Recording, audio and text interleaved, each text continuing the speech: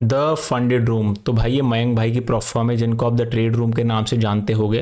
तो आज मैं इस प्रॉप फर्म का अनबायस्ड रिव्यू देने वाला हूँ, इसके क्या रूल्स हैं और कौन सा अकाउंट एक बिगिनर को लेना चाहिए वो भी बताने वाला हूँ। तो चलिए शुरू करते हैं। तो जैसे ही आप द फंडेड रूम पे आओगे आपको स्केल अप योर ट्रेडिंग का एक बैनर दिखेगा जो ज़्यादातर प्रॉप फर्म्स यूज़ करती हैं, क्योंकि प्रॉप फर्म्स आपको अपनी कैपिटल लेती है ट्रेड करने के लिए, जिसमें आप लॉस भी करोगे तो वो आपको बेयर नहीं करना पड़ता। अब देखो इसमें ना 3 फेजेस रहते हैं। सबसे पहले आपको अकाउंट टाइप चूज करना होता है कि आप किस टाइप का इवैल्यूएशन या प्रॉप फर्म अकाउंट लोगे। उसके बाद आपको उस पर ट्रेड करना होता है और ट्रेड करने के बाद आप जो भी प्रॉफिट करते हो लाइव अकाउंट पर, यानी पास करने के बाद इस चैलेंज को या प्रॉप फर्म को, तो आपको उसका पे आउट मिलता है। एंड वो पे आउट यहाँ पे आपको 80% मिलेगा। एग्जाम्पल के लिए अगर आप $1000 कमाते हो तो आपको $800 मिल जाएगा। तो जैसे कि सब प्रॉप फर्म होती है तो वहां पे 3 तरह के अकाउंट टाइप्स होते हैं। एक होता है इंस्टेंट फंडिंग, यानी आप अभी अगर इस $1 लाख के अकाउंट को लोगे तो आप अभी से इस पर ट्रेड कर सकते हो, और ट्रेड करने के बाद अगर आप ये रूल्स को फॉलो करोगे तो आपको पे आउट सीधा बैंक में मिल जाएगा। इसमें आपको जो ये 1 स्टेप है, 2 स्टेप है, ये 1 और 2 फेजेस क्लियर नहीं करने पड़ते, ये डायरेक्टली फंडेड अकाउंट मिलता है। बट इसके रूल्स थोड़े ज़्यादा इंटेंस होते हैं, तो रूल्स के बारे में आगे बात करूंगा। बट पहले मैं आपको कितने टाइप्स के अकाउंट है वो बता देता हूँ। तो पहला इंस्टेंट फंडिंग, और इसमें भी $5000 से $1 लाख तक के फंडिंग अकाउंट्स है। दूसरा होता है 1 स्टेप। 1 स्टेप में क्या होता है कि आपको जो एक फेज होता है पहला, उसमें आपको प्रूफ करना पड़ता है कि आपको ट्रेडिंग आती है या नहीं, और वो प्रूफ इन्हें ऐसे पता लगेगा जब आप इनका एक फिक्स प्रॉफिट टारगेट अचीव करोगे बिना कोई रूल को वायलेट करे हुए। यानी जैसे यहाँ लिखा हुआ है आपका मैक्स डेली लॉस 3% है और टारगेट 10% है, तो अगर आप 10% का टारगेट रीच कर लोगे तो आपका ये 1 स्टेप क्लियर हो जाएगा और फिर आप जो भी प्रॉफिट करोगे उसका आपको पे आउट मिलेगा। फिर 2 स्टेप में, जो 1 स्टेप में होता था, इसमें 2 बारी होगा। इसमें 2 टारगेट्स होंगे। पहला एक फेज का टारगेट होगा, जैसे इसमें 8% है, 1 स्टेप में 10% था, इसमें पहला 8% का टारगेट है, एंड उसके बाद सेकंड शायद 5% का टारगेट होगा। अभी वो इन डेप्थ हम देखेंगे कि रूल्स क्या हैं हर एक के, जिससे आपके लिए कौन सा अकाउंट बेस्ट रहेगा ये पता लग जाएगा। और अगर आप एक नए ट्रेडर हो तो मैं एग्जैक्टली बताऊंगा, क्योंकि मैं खुद प्रॉप फर्म ट्रेड करता हूं, तो तुम्हें बहुत आसानी होने वाली है। तो जैसे बाकी सब चीज़ें लिखेगी, इंस्टेंट रिवॉर्ड्स की आपको पे आउट तुरंत मिल जाएगा।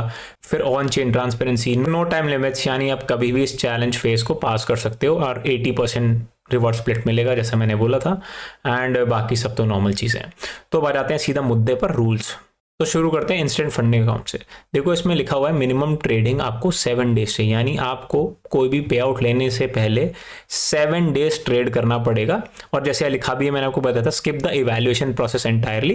With instant funding accounts you get immediate access to the funding trading account, start trading right away and keep 80% profit. तो इसमें आपको कोई 1 स्टेप 2 स्टेप कुछ नहीं करना, सीधा डायरेक्ट फंडिंग अकाउंट मिलेगा। फिर आप देखोगे तो एक दिन में आप 3% से ज्यादा लॉस नहीं कर सकते। यानी अगर आपने गलती से 3.1% भी लॉस कर लिया ना तो आपका अकाउंट ब्लो हो जाएगा, तो आपको ये 3% के अंदर रखना है।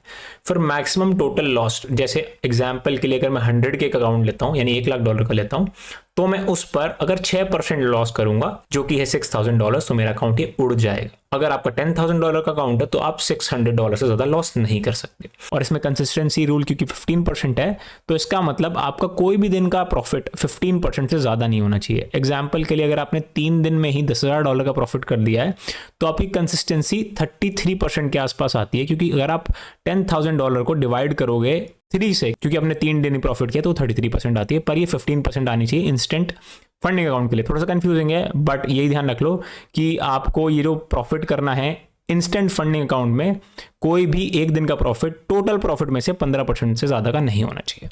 फिर लेवरेज, देखो फॉरेक्स में 30 टाइम्स लेवरेज है, जो कि काफी सही होती है, और कमोडिटीज यानी गोल्ड और सिल्वर में 10 टाइम्स रहेगी, और क्रिप्टो में 1 टाइम्स है, यानी कोई लेवरेज नहीं है। और अब हम इंस्टेंट फंडिंग के ऑब्जेक्टिव्स देख लेते हैं। तो आप कोई भी अकाउंट ले सकते हो, $5000 से $1 लाख तक का प्रॉफिट टारगेट है ही नहीं, क्योंकि इंस्टेंट फंडिंग है। बस इसमें मैक्स डेली लॉस है जो कि 3% का है, और मैक्स टोटल लॉस है जो कि 6% का है। ये सारे अकाउंट में सेम रहेगा, बस परसेंटेज से आपको कैलकुलेट कर लेना है। जैसे $1 लाख है तो 3% $3000, यानी $3000 से एक दिन का ज़्यादा लॉस नहीं कर सकते, एंड सो ऑन।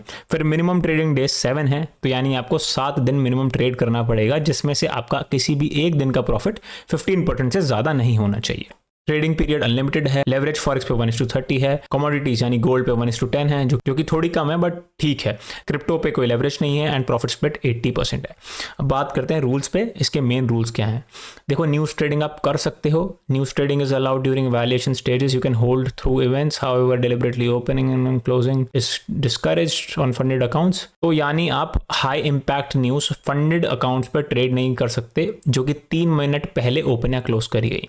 तो अगर आप फॉरेक्स फैक्ट्री की वेबसाइट पे आओगे और यहाँ पे फिल्टर पे जाओगे और ये सारे हटा दोगे, तो ये जो न्यूज़ की बात हो रही है ना, रेड फोल्डर की बात हो रही है। जैसे आज 2 मार्च को 8:30 बजे न्यूज़ आई है, अगर मैं कोई ट्रेड 8:27 पे खोलता तो मैं वायलेट कर देता इस रूल को और मेरा अकाउंट उड़ जाता। बट अगर मैं 8:26 पे ओपन करता तो मैं बच जाता। तो ये आपको ध्यान रखना है। इसके बाद आप हेज नहीं कर सकते हो, यानी ये नहीं कि आपने 2 अकाउंट ले लिए, एक अकाउंट में लॉन्ग कर दिया या बाय कर दिया और एक अकाउंट में सेल कर दिया, तो ये स्ट्रैटेजी काम नहीं करेगी।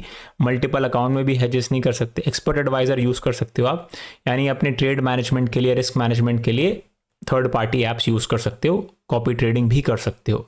कॉपी ट्रेडिंग मतलब अगर आपके और भी प्रॉफर्म अकाउंट है तो आप जो ट्रेड उनमें ले रहे हो वो ट्रेड यहाँ पे भी कॉपी हो जाएंगी। फिर वीकेंड एंड ओवरनाइट होल्डिंग भी आप यहाँ पे ले सकते हो, यानी अगर आपने फ्राइडे को ट्रेड ली हुई है तो आप उसको वीकेंड पे भी होल्ड कर सकते हो। हाई फ्रिक्वेंसी ट्रेडिंग नहीं कर सकते, यानी हर एक सेकंड में ट्रेड ओपन क्लोज नहीं। कॉपी ट्रेडिंग सर्विसेज नहीं ले सकते, यानी आप किसी को अपना अकाउंट नहीं दे सकते कि यार तू मेरे अकाउंट से ट्रेड कर ले और पास कराते, वो नहीं कर सकते। अकाउंट शेयरिंग नहीं है।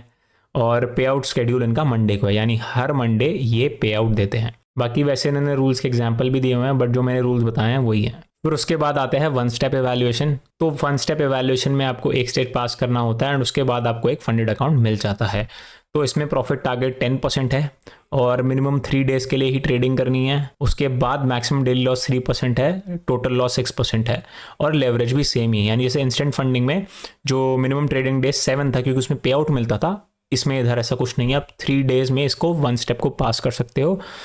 10% टारगेट अचीव करना है, सेम 3% का डेली लॉस है एंड मैक्सिमम टोटल लॉस 6% है। लेवरेज भी सेम है। फिर इसमें स्टेज 1 में अगेन सेम रूल्स हैं, बट फंडेड में देखते हैं क्या चेंज है।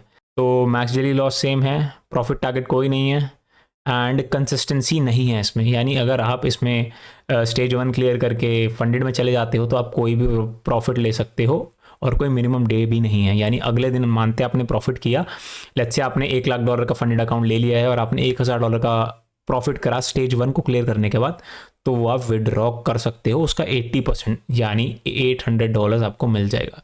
बाकी जनरल ट्रेडिंग रूल सेम रहने वाले हैं सारे अकाउंट टाइप्स के लिए। इसके बाद जो 2 स्टेप एवैल्यूएशन है ये सबसे ज़्यादा लोग यूज़ करते हैं प्रॉफ फॉर्म्स में, बताता हूँ क्यों।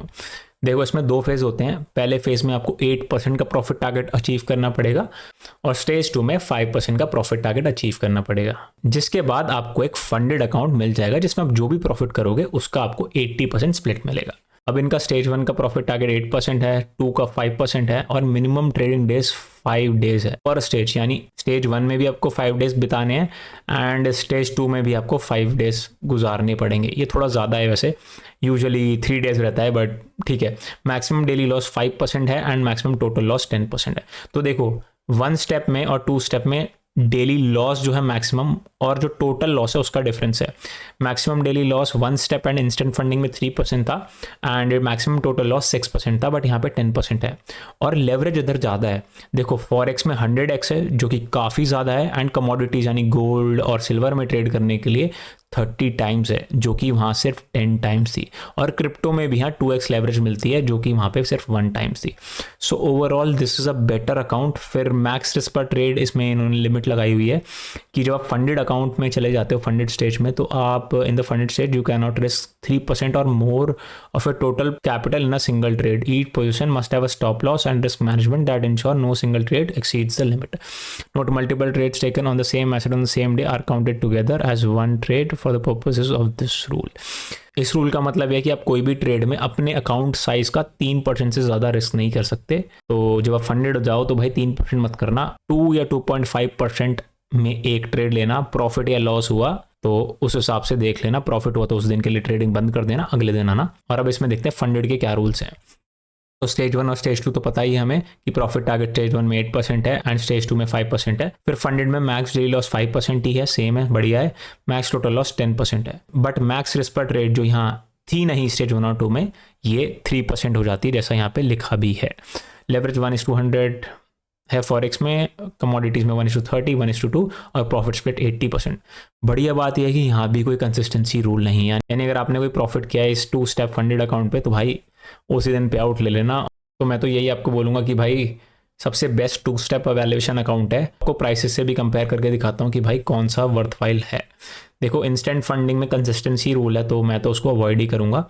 अब ये 1 स्टेप को देखते हैं। 1 स्टेप का $5,000 का अकाउंट $59 का है और 2 स्टेप का $5,000 का अकाउंट $36 का है। तो अगर आपको ट्रेडिंग शुरू करनी है तो ये 2 स्टेप अकाउंट आपके लिए बेस्ट रहेंगे, क्योंकि इसमें आपकी एक तो फीस कम है, अगर गलती से आप अकाउंट ब्लो भी कर सकते हो तो ये देखो 1 स्टेप आपका $60 में एक अकाउंट आएगा, बट 2 स्टेप आप $72 में 2 ले सकते हैं, यानी सिर्फ $13 देने के बाद आपको 2 अकाउंट मिल जाएंगे, तो 2 अपॉर्चुनिटीज़ रहेंगी आपके पास। सो इसीलिए मैं हमेशा खुद 2 स्टेप रिकमेंड करता हूँ सबको, और खुद 2 स्टेप ही यूज़ करता हूँ जहाँ पे मेरे को ऑप्शन मिलता है। तो अगर आप एक बिगिनर हो तो 5,000 से लेकर $10,000 तक का ही अकाउंट लेना, या अगर आप एक्सपीरियंस हो तो ही 50,000 और 100 के अकाउंट ले सकते हो, वरना उससे पहले मत लेना, फालतू में आप अकाउंट ब्लॉक करोगे और आपका पैसा लूज होगा। तो मैंने द फंडेड रूम का नीचे लिंक दिया हुआ है, तो आप उस पर क्लिक करके अपना फंडेड अकाउंट खरीद सकते हो और अपनी ट्रेडिंग जर्नी छोटी कैपिटल से शुरू कर सकते हो, क्योंकि यहाँ पे आपको $36 के अगेंस्ट $5,000 की ट्रेडिंग कैपिटल मिलती है। नंबर 2 स्टेप ही लेना है, $5,000 या $10,000 का अकाउंट अगर तुम बिगनर हो, और मल्टीपल अकाउंट लेना, स्पेशली अगर तुम ओवर ट्रेडिंग कर लेते हो, क्योंकि एक अकाउंट में तुम डिसिप्लिनली ट्रेड करना और दूसरे अकाउंट में जितना अपना इमोशन निकालना है, कैसे भी ट्रेड करना है उस वैसे ट्रेड करना। इससे क्या होगा, तुम्हारा बेशक एक अकाउंट ब्लो हो जाएगा पर एक अकाउंट कंसिस्टेंटली बिल्ड होता रहेगा। तो आई होप अब तुम्हारी सारी चीज़ें क्लियर हो गई होंगी द फंडेड रूम को लेकर। अगर अभी भी कोई कंफ्यूजन है तो नीचे कॉमेंट कर देना, मैं तुम्हें रिप्लाई करूंगा। Best of luck for your funding journey.